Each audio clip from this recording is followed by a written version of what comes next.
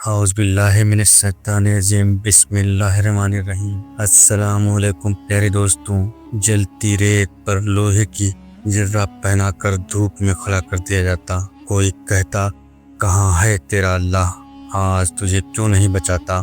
سخت دھوپ میں کنکریوں پر ڈالا جاتا، زمین میں دبایا جاتا، پیاسا رکھا جاتا، لیکن ایک غلام عورت ہونے کے باوجود اور موت کو سامنے دیکھنے کے باوجود بھی انہوں نے اسلام کو قبول کیا۔ آج اگر ہم اسلام کی بات کریں تو بہت سی خواتین سو بہانے تلاش کرتی ہیں۔ کبھی کہتی ہیں کہ ہمارے حالات ٹھیک نہیں، کبھی کہتی ہیں کہ ہم مصیبتوں میں ہیں، کبھی شکایت کرتی ہیں کہ ہمیں آزادی حاصل نہیں۔ لیکن اے بہنوں، کیا تمہاری زندگی حضرت سمیہ رضی اللہ تعالیٰ عنہ سے زیادہ مشکل ہے؟ وہ سمیہ جن کی رگوں میں ایمان کی گرمی دوڑ رہی تھی، وہ سمیہ جنہوں نے ثابت کر دیا کہ جب دل میں ایمان کی روشنی ہو، جب آخرت پر یقین پکا ہو، تو پھر ایک 60 سال کی بوڑھی غلام عورت بھی ابو جہل جیسے طاقتور ظالم کو اپنے آگے کچھ نہیں سمجھتی۔ بات دراصل ایمان کی ہے، بات ہے ارادے کی مضبوطی کی، بات ہے حق پر ڈٹے رہنے کی۔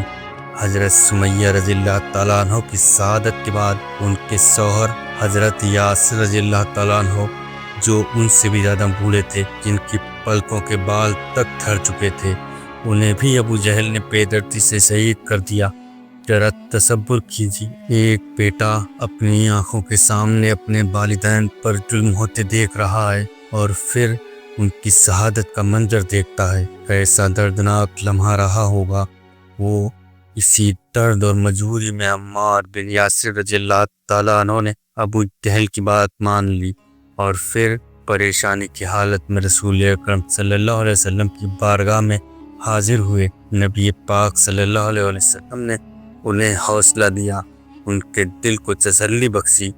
سوچو، جس نے تمہارے والدین کو بے دردی سے قتل کیا ہو اور وہ تمہارے سامنے فخر سے گھمنڈ میں گھومتا پھر رہا ہو، تو تمہارے دل پر کیا گزرے گی۔ لیکن صبر کا وہ لمحہ آخر رنگ لایا۔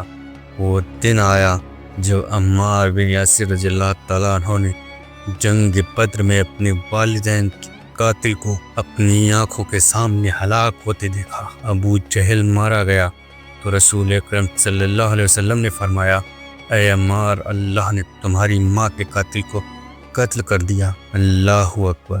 کیا مبارک جملہ تھا وہ جو رحمت للعالمین صلی اللہ علیہ وسلم کیا زبان سے نکلا۔ حضرت سمیہ رضی اللہ تعالیٰ عنہ کی زندگی ہمیں یہ سبق دیتی ہے کہ تمہارا بیک گراؤنڈ جو بھی ہو، تمہارا مرتبہ، تمہارا اسٹیٹس، تمہاری حیثیت جو بھی ہو، چاہے تم غلام ہو یا آزاد، امیر ہو یا غریب، مرد ہو یا عورت، ان میں سے کوئی چیز معنی نہیں رکھتی۔ جو معنی رکھتا ہے وہ ہے حق کی پہچان اور اس پر قائم رہنا، اور جب حق کو پہچان لو تو پھر اس سے پیچھے مت ہٹو، چاہے تمہاری جان ہی کیوں نہ چلی جائے۔ یہ تھی حضرت سمیہ رضی اللہ تعالیٰ عنہ کی کہانی، اسلام کی پہلی شہیدہ جنہوں نے زندگی غلامی میں گزاری، مصیبتیں، درد اور ظلم برداشت کیے، مگر صبر اور استقامت سے اپنے ایمان پر قائم رہیں۔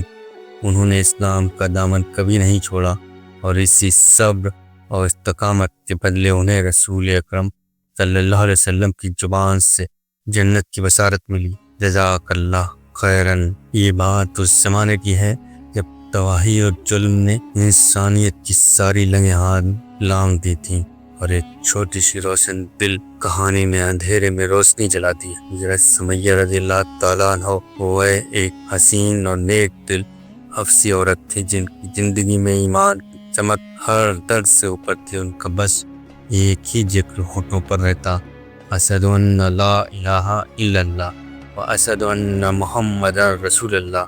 میں گواہی دیتا ہوں کہ اللہ کے سوا کوئی عبادت کے لائق نہیں اور محمد صلی اللہ علیہ وسلم اس کے رسول ہیں۔ حضرت سمیہ رضی اللہ تعالیٰ عنہ کا جنم افریقہ کے ایک خانے میں ہوا۔ تقدیر انہیں مکہ لے آئی اور وہاں وہ بڑی سیاست، کٹھور روایتوں کے بیچ ایک غلام بن کر رہ گئی۔ मगर दिल का ईमान किसी बंधन में कैद नहीं होता। जब हक का पैगाम उन तक पहुंचा तो उन्होंने पूरे दिल से इस्लाम कबूल किया। उस वक्त जब इस रास्ते पर चलना खतरनाक समझा जाता था, हजरत सुमैया रज़ियल्लाहु ताला अन्हो, हजरत यासिर रज़ियल्लाहु ताला अन्हो और उनके बेटे हजरत अम्मार बिन यासिर रज़ियल्लाहु ताला अन्हो, इनका बस एक मकसद था, सच्चाई और अल्लाह के रास्ते पर चलें। मगर जिन लोगों को हजरत सुमैया रज़ियल्लाहु ताला अन्हो ने जब इस्लाम कबूल किया था, उस वक्त इस्लाम अपनी शुरुआती स्टेज पर था, जब इस्लाम कबूल करना मौत को गले लगाने के बराबर था। फिर हजरत सुमैया रज़ियल्लाहु ताला अन्हा तो गुलाम थी, लेकिन वो हक को पहचान चुकी थी और पूरे दिल से इस्लाम कबूल किया। अब जैसे ही अबू जहल को हजरत सुमैया रज़ियल्लाहु ताला अन्हा और उनकी पूरी फैमिली का इस्लाम अपनाने के बारे में पता चला, तो अबू जहल उन पर हर तरह के जुल्म करने लगा। ऐसे जुल्म जिनको अपने अंदर थोड़ी सी भी इंसानियत रखने वाला इंसान देख भी नहीं सकता। कोड़े मार मार कर जिस्म को छलनी कर दिया जाता, लोहे की जर्रे पहना कर सख्त जलती रेत पर धूप में खड़ा कर देता।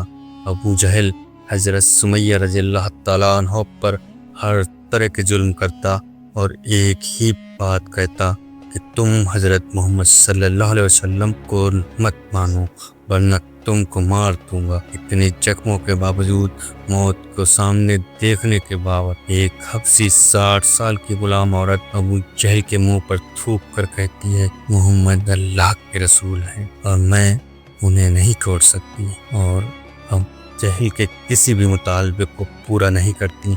अब यहाँ जहन में सवाल आता है कि हजरत अबू बकर सिद्दीक रज़ियल्लाहु ताला अन्हु तमाम गुलामों को आज़ाद करवा लिया करते थे, तो फिर क्यों उन्होंने हजरत सुमैया रज़ियल्लाहु ताला अन्हा और उनकी फैमिली को आज़ाद नहीं करवाया? क्योंकि हजरत सुमैया रज़ियल्लाहु ताला अन्हा और उनकी फैमिली जिन लोगों के अंडर में थी, उन्होंने कोई ऐसा रूल नहीं बनाया हुआ था कि इन लोगों को रकम देकर आज़ाद करवाया जा सकता है, इसीलिए कोई कुछ न कर सकता था। जब अबू जहल के बार बार इसरार करने और हर तरह के जुल्म करने पर भी हजरत सुमैया रज़ियल्लाहु ताला अन्हा ने उसकी बात न मानी, तो अबू जहल ने हजरत सुमैया रज़ियल्लाहु ताला अन्हा के नेज़ा मारा, जिससे वो शहीद हो गई। सारी जिंदगी वो गुलाम बनकर रही, तरह तरह की अजियतें बर्दाश्त की। तो दोस्तों, ये थी इस्लाम की पहली शहीदा हजरत सुमैया रज़ियल्लाहु ताला अन्हा की दास्तान, जो इस्लाम में पहली शहीदा बनी। उम्मीद करते हैं आप लोगों को हमारी इस वीडियो से कोई जानकारी हासिल हुई होगी। अगर जानकारी हासिल हुई तो हमारे इस वीडियो को लाइक करें